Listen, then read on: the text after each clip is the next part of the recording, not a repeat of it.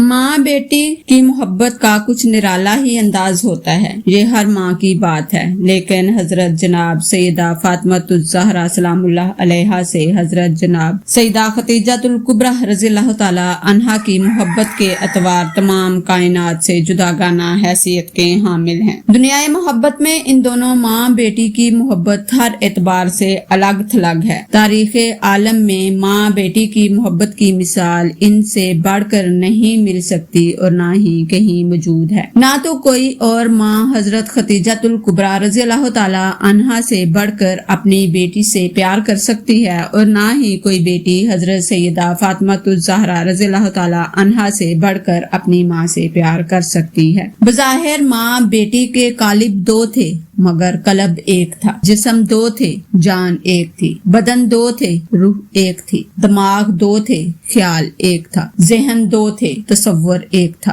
دونوں کے سوچنے کا انداز ایک تھا، دلوں کی کیفیت ایک تھی، غم ایک تھا، درد ایک تھا، سوز و گداز ایک تھا، سوچ ایک تھی، انداز فکر ایک تھا، آنسوؤں کی قطار اور لڑی ایک تھی، آہوں کی صدا ایک تھی، راہ وفا ایک تھی۔ ماں کو بخار آتا تو بیٹی کا جسم جلنے لگتا، بیٹی بیمار ہوتی تو ماں تڑپ جاتی، ماں کو غم آتا تو بیٹی کی آنکھوں میں بے اختیار آنسو آ جاتے، بیٹی کوئی تکلیف محسوس کرتی تو ماں کے سینے سے سرد آہ نکل جاتی۔ حضور پرنور فخر موجودات حضرت محمد صلی اللہ علیہ وآلہ وسلم پر آنے والے مصائب و آلام کا طوفان دونوں ماں بیٹی کے دلوں کو ایک ہی وقت میں ایک ہی انداز سے تہو بالا کر دیتا۔ ماں بیٹی کی نگاہیں ملتے ہی ایک دوسرے کے جذبات ایک دوسرے میں منتقل ہو جاتے،